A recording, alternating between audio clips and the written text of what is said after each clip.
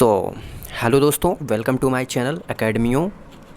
दोस्तों, हम यहाँ पे बायोलॉजी के टॉप 20 क्वेश्चंस लेके आए हैं जो आपकी नीट एग्ज़ाम और जितने भी आप एसएससी वगैरह के एग्ज़ाम देते हैं उसमें जीएस के पोर्शन में बायोलॉजी पूछे जाते हैं। वो इस बेसिकली इस चीज़ से लेके काफ़ी इंपॉर्टेंट क्वेश्चन आपके लिए बनने वाला है, खासकर नीट वालों के लिए जो नीट 2021 का एग्ज़ाम देने वाले हैं उनके लिए ये 20 क्वेश्चन काफ़ी इंपॉर्टेंट होने वाले हैं। ठीक है, और जो एंट्रेंस एग्ज़ाम देने वाले हैं बीएचयू वगैरह के और एम्स के, पीजीआई के, नर्सिंग वगैरह के, उन सब के लिए ये बायोलॉजी के जो क्वेश्चंस है वो काफ़ी इंपॉर्टेंट होने वाले हैं। तो क्वेश्चन पे बने रहिए। चलिए हम अपने पहले क्वेश्चन की तरफ बढ़ जाते हैं। The third name is trinomial normal culture is species, सब जीनस, सब स्पीसीज़ और इक्टोटाइप। ठीक है, इकोटाइप। तो जो इसका आंसर होगा, ठीक है, हम इसको जूम कर दे रहे हैं। ठीक है, और आप इसको ध्यान से देखें इस क्वेश्चन को। ठीक है, the third name trinomial normal culture is option A species, सब जीनस, सब स्पीसीज़ और इकोटाइप। ठीक है, तो जिसका राइट आंसर होगा वो होगा सब स्पीसीज़। सब स्पीसीज़ जो है इसका राइट आंसर होगा। ठीक है, क्वेश्चन नंबर सेकंड की तरफ बढ़ते हैं।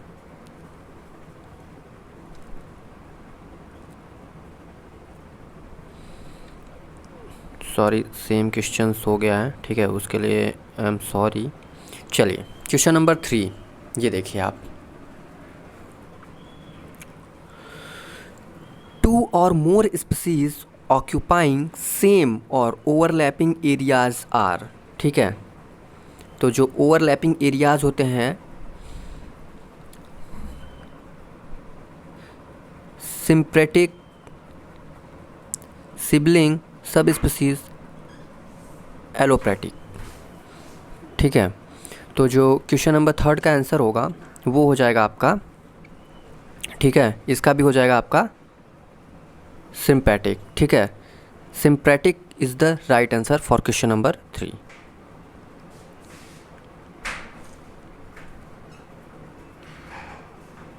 क्वेश्चन 4 आप देख लीजिए यहाँ पे। क्वेश्चन 4 क्या कह रहा है? An attribute found in plant but not animal is metabolism, sexual reproduction, autotrophy, asexual reproduction. ठीक है, तो इसका जो राइट आंसर होगा वो होगा autotrophy. Autotrophy is the right answer. Option number 3 is the right answer. फिर से एक बार आप क्वेश्चन सुन लीजिए। An attribute found in plant but not animal is, तो वो होगा ऑटोट्रॉपी। ठीक है, क्वेश्चन नंबर 5 देख लीजिए।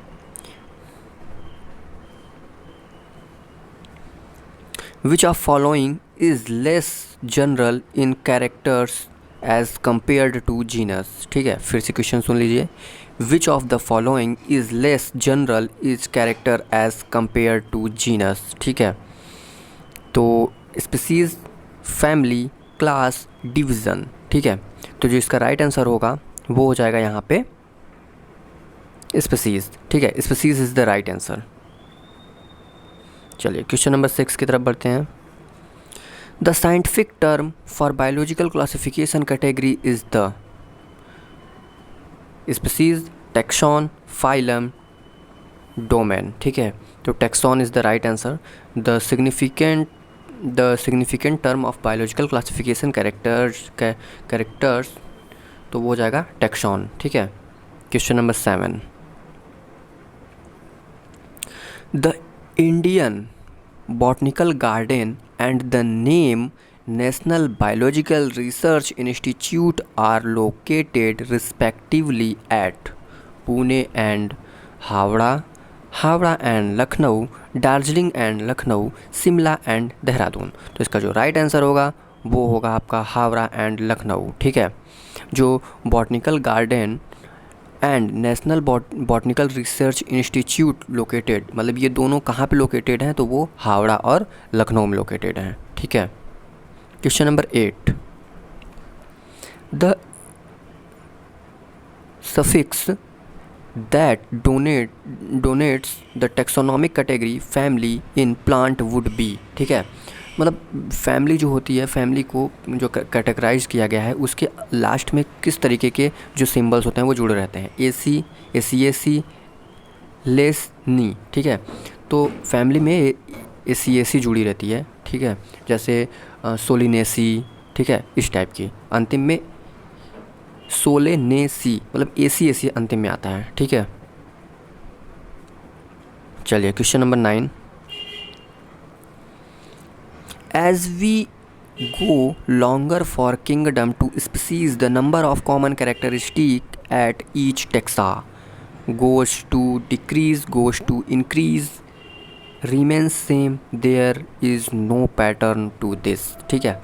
जब आप स्पीसीज़, जब किंगडम से स्पीसीज़ में जाते हैं तो वहाँ पे जो नंबर ऑफ़ कॉमन कैरेक्टर्स होते हैं वो कैसा होता है, घटता है कि बढ़ता है कि सेम रहता है या फिर कुछ नहीं होता, ठीक है। तो जब आप जाएंगे किंगडम से स्पीसीज़ में तो वहाँ पे जो आपकी कैरेक्टर्स होंगे वो जो है वो इंक्रीज़ करेंगे। तो option number 2 is the right, go to increasing, ठीक है। Question number 10। Which of the following taxonomy category contains organism list similar to one another? Class, genus, family, species. Which of the following taxonomic category contains organisms similar to one another?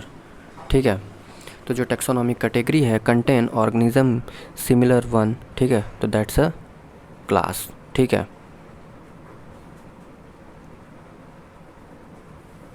Question number 11. The label of herbarium seed does not carry information on. Herbarium sheet में कौन सा information नहीं होता है? Date of collection, name of collector, local name, height of plant, ठीक है। जो herbarium seat होती है वहाँ पे हाइट ऑफ प्लांट नहीं दिया रहता, इसका कोई ऑप्शन नहीं दिया रहता हाइट ऑफ प्लांट का। Question number 12। Biological organisation start with sub microscopic molecular level, cellular level, organism level, atomic level, ठीक है। तो जो क्वेश्चन नंबर 12 का आंसर होगा वो होगा सब माइक्रोस्कोपिक मॉलिक्यूलर लेवल, ठीक है। बायोलॉजिकल ऑर्गेनाइजेशन स्टार्ट कहाँ से होता है? वो होता है सब माइक्रोस्कोपिक जो बायोलॉजिकल ऑर्गेनाइजेशन स्टार्ट होता है वो होता है सम माइक्रोस्कोपिक मॉलिक्यूलर लेवल से, ठीक है।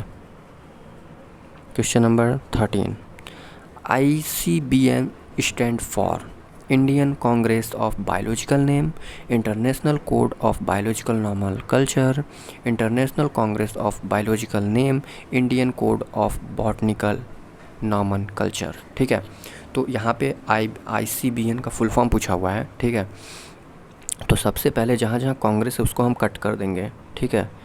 ये नहीं होगा, ठीक है। यहाँ पे भी कांग्रेस है तो इसको हम कट कर दे रहे हैं, ये भी नहीं होगा।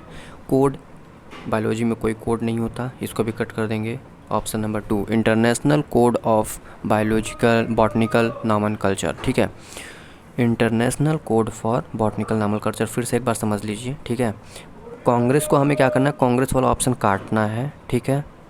ये कट गया। फिर यहाँ पे कांग्रेस है, ये भी हमें काट देना है। इंडिया में कोई कुछ होता नहीं है तो इंडिया को भी काट देना है, ठीक है। बचा कौन सा?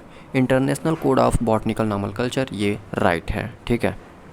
Question number 14। Evolutionary history of an organism is known as, ठीक है। फाइलोजेनी, एंसर्टी, पैलेंटोलॉजी और ऑन्टोजेनी, ठीक है। तो जो इसका राइट आंसर होगा वो होगा इवोल्यूशनरी हिस्ट्री जो organism is known as option number 1 phylogeny, ठीक है। Phylogeny is the right answer. Evolutionary history of an organism, evolutionary history का जो ऑर्गेनिज्म है उसको किस नाम से जाना जाता है? तो फाइलोजेनी के नाम से जाना जाता है, ठीक है। Question number 15। Which of the following is common to multicellular fungi, filamentous algae and protonema of mosses. ठीक है, तो which of one the following common to, जो which of the one following common, आप इसको ध्यान दीजिए, फॉलोइंग कॉमन, इन सब में फॉलोइंग कॉमन कौन कौन सी है? Multicellular fungi, filamentous algae and protonema of mosses. इन सब में जो कॉमन वो है वो होता है मल्टीप्लिकेशन बाय फ्रेगमेंटेशन। ठीक है, कीड़वन जो होता है, जिससे हम लोग बियर बनाते हैं, शराब बनाते हैं, उन सब में इन सब का जो है वो कॉमन रोल होता है, multicellular fungi, filamentous algae and protonema of mosses. Question number 16, the taxon which includes related species is class, order, family, genus. ठीक है, जो टैक्सॉन होता है स्पीसीज, ठीक है, तो वो होता है यहाँ पे क्लास में। ठीक है,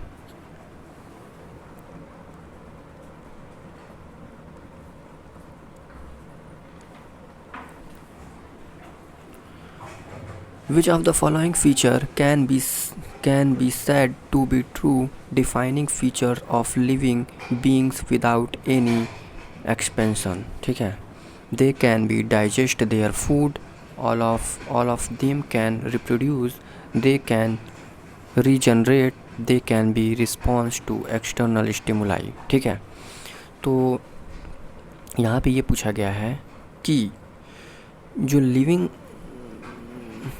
लिविंग ऑर्गेनाइजेशन होता है, जो लिविंग ऑर्गेनिज़म होता है, उसमें मतलब क्या चीज़ एक्सपेक्ट किया जाता है, तो वो होता है रिस्पॉन्स टू एक्सटर्नल स्टिमुलाई। मतलब अगर आप लिविंग चीज़ को अगर आप छूते हैं, वो करते हैं, तो आपको रिस्पॉन्स वो देता है। ठीक है, तो वो जो है वो लिविंग की परिभाषा होती है। ठीक है, question number 18, which of the following is correct significant name of wheat derived by binomial normal culture? Triticum villagerae, Triticum aestivatum,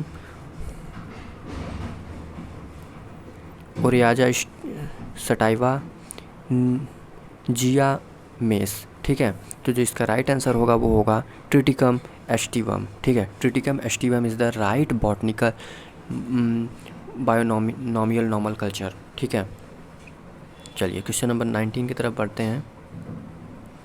growth is characteristic of living system, living organism, non living organism, both B and C. ठीक है, मतलब living organism और non living organism ये दोनों होगा। Growth जो है वो लिविंग में भी होती है, नॉन लिविंग में भी होती है। नॉन लिविंग में कैसे होती है? नॉन लिविंग में इस तरीके से होती है कि जैसे पहाड़ है, पहाड़ के सरफेस पे क्या है कि मिट्टी जमी होती जा रही है, वो बढ़ता जा रहा है, तो वो भी तो ग्रोथ ही है। तो इस तरीके से जो ग्रोथ होता है वो लिविंग और नॉन लिविंग दोनों में पाया जाता है। ठीक है, question number 20, reproduction can not be asexual, characteristic of living organism, synonymous of growth in multicellular organism, A from fragmentation. ठीक है,